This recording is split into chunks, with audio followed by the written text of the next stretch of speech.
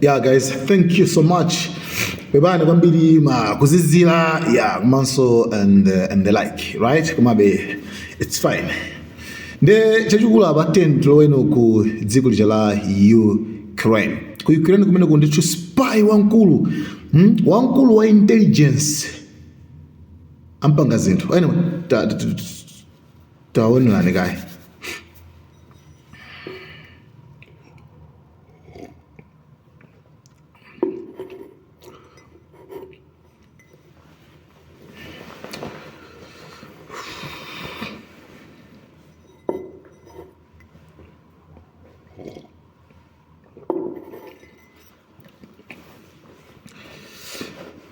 Morning ndine Jack.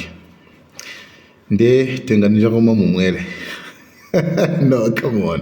Anyway, guys, nde wankulu wa intelligence, spy wankulu wa dziko la Ukraine ku Kyiv, ku Ukraine komwe uko ndithu waombeledwa ndi futi. Kwinako ndithu sitingaonetse chifukwa zikhala za violence. Komano yeye ndithu amachoka mu shopu, mina amaenda basi kwangobwera anthu basi boom boom boom boom boom boom basi kufera pomwepo. Why ndiyesa kuti mwina make zachidziwikira kuti amene ndithu Russia amene singakhale ina ndi Russia amene apanga zimenezo. Komano why nkhani ndiona kuti mukudziwa kaleso kuti pakadali pasojera apa deputy wa ku naval asilikali akuluakulu a Russia zimakomando kumene ndithu mmodzi dzina lake kuti Mikhail amene ndithu anaphedwa ndi dziko la Ukraine, right? Ukraine strike ndiye zimene zinapangisa Russia kuti ikhale yokwiya kwambiri ndikunena ndikumuuza Trump kuona kuti you know what, Ukraine ndikutenga. Trump despite kupyeza kuti yapa musapangisa kuti mukatere tiku Russia inangoona kuti Ukraine ndikutenga. Nde pakadali pano ndithu pali madera ngapo amene Russia ndithu yatenga kale komanso akuponya ndithu zimabomba kumene kuzoti mpaka na Trump tanena kale dzana dzulo I think kuti Trump wafika ponena kuti akuluakulu no tiyambe tsopano kutumiza zida zathu ku dziko limeneli. By the way, pakadali pano zonena kuti even Russia literally 7 hours ago yatumiza zimabomba zonena kuti even air defense ma air defense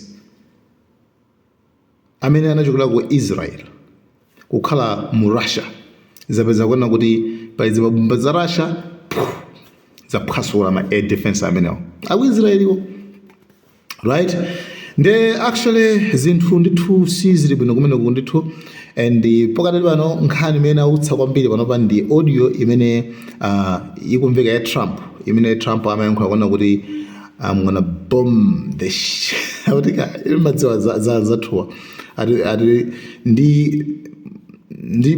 ndiphutsa Moscow mzinda umene wa ku Russia and zinabutsa maphokoso kwambiri pa internet kwambiri news zosiyanasiyana kuti akuti aphutsa Moscow easy zamene mbiri zochitika ndiyebe dziko la like ku Russia yanena kuti we are not sure whether audio yo ndiyo nafandi audio yo kasi video yayi koma ndi audio.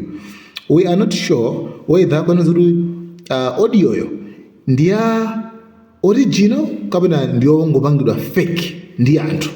Nde ife makamaka silingapange react pa nkhani ngati imeneyo. Koma audio ndithu ilipo ndithu imene Trump wanena kuti if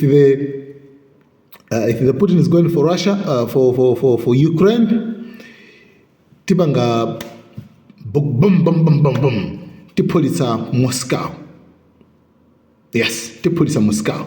Zimene ndithu wayankhula ndithu Trump. Nde we don't know whether it's true or not. Komano nkhani imene. By the way, dzana dzulo should be dzulo anthu should be just dzulo anthu okwana 25 amwalira pa steamer like imene inabombedwa ndi anthu aku Yemen. Mahouthis apolisa steamer imene imayenda ndithu paja mukudziwa kuti yawo ija amangophulisa mastima.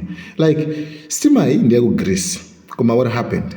Stima hii ikupanga I think business or whatsoever cause palibe materials enieni amene munthu angakambe. Koma stima hii imapita ku Israel. Kumene ndithu amakaka kambirana zawo ndi zawo. I don't know. Amanyamala katundu zokuzokhazi da zokuzokhazi chani.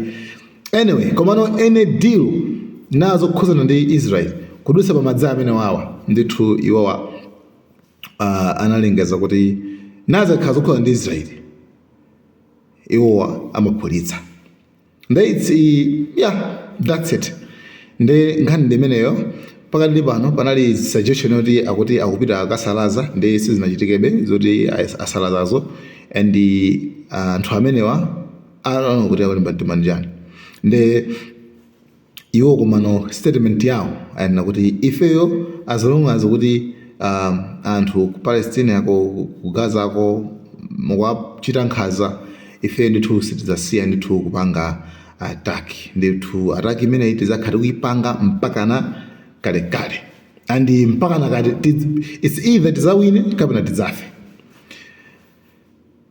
Naye wala chikhulupiriro china cha anthu chimene chichi timenyane pachitike zinthu ziwiri mwachimodzi.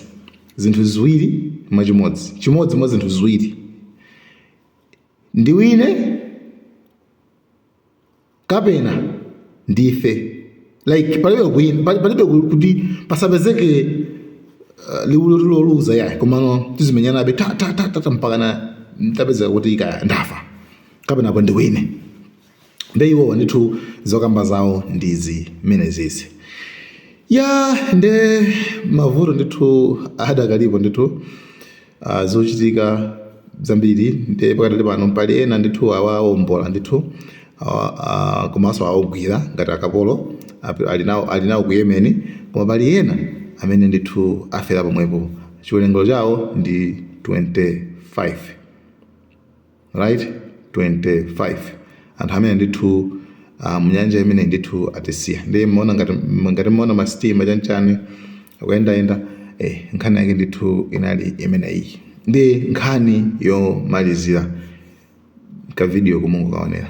BRICS was put there for a bad purpose, and most of those people they don't even want to talk about it now. They're afraid to talk about it because I told them if they want to play games with the dollar, then they're going to be hit with a 100% tariff the day they mention that they want to do it. And they will come back and say, we beg you not to do this. BRICS is dead since I mentioned that. BRICS died the minute I mentioned that. Trump and I know akunena kuti ndina kambako zokhuzana ndi BRICS kuti makamaka BRICS ikufuna ipange attack dollar, ikufuna ichepetse mphamvu za dollar, ikufuna anthu akhale ndi option ina, right? Ndiye mumvetsere kwambiri statement iyo, mumvetsere kwambiri statement ya Trump yo. Statement yakona kuti yani? Statement yakona kuti BRICS inegedwa pene pajabo for bad reasons, for bad purposes, pazifuka zoyipa kwambiri kufuna kusokoneza dollar. Ndeno adziwe kuti the moment zinthu zawo zakazangoti zangoyamba ineyo ndzapasa ma taxes, ndzapasa ma tariffs, misonkho ya 100%. Like really? Misonkho ya 100% really? Zimene zizavuta kwambiri. Iweyo utenge chinthu, okay, utenge kapu iyi upite nayo ku America ukagulitsa, wapanga mdziko lako ukagulitsa. Mtengo wa kapuyi ndikuti uzilipenso mtengo omweyo kuti chinthu chilowe mmene momo, right? Actually it's kuphana kumene koko. Nde iyeyo wanenaso kuti ine menda ankhoye nchumene kuti pena palibeza yani palibeso za ujeni za BRICS zimene zozo zitha zimene zozo like nazithesa pena bayafakale imene yoyo like akuyisisa kuti basi ndiye panopa BRICS anthu akuchulukabe mu BRICS mucha akulowamo anthu ambiri. Nde Trump nkhondozo I think ndi ziwiri tu basi, pali nkhondo yazidai ndi pali nkhondo iyi sopano iyi nkhani yake akufuna kugwetsa, akufuna yang'ane kuti kodi superpower ndi ndani. Nde anyway guys, nkhani ndi imeneyo tizipatsana ma update kwenako kuti zikukhala bwanji, koma zimene zikuchitika ndi zimenezo. Tibwerezenso pano kuti still kugaza kucha ndithu anthu sizili bwino, anthu ndithu akuphedwabe ma civilians, komano the question will be the same, kwanena kuti ngati Israel ingakwanitse kupanga assassinate, kupha anthu akuluakulu, kupha anthu asilikali, makomando, like why iwo pofuna kuthana ndi Hamas, why akupha mzinda wonse, ana, azimayi, azibambo, why osangopanga tagera anthu amene akuafuna bwanji.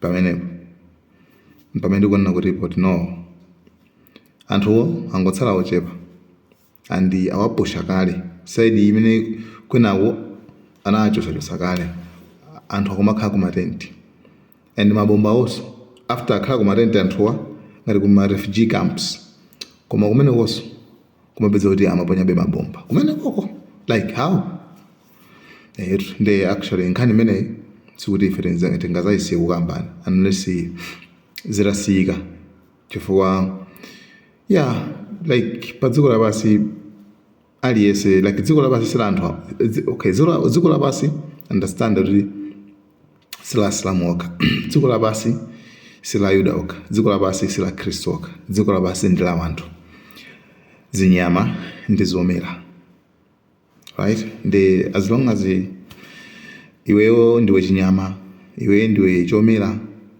ma plants, iwe ndiwe munthu, ndikuti dziko lindi lako, uli ndi ufulu okhala munomu, right? Yeah guys, thank you so much. Malawian Cameras. Thanks for watching.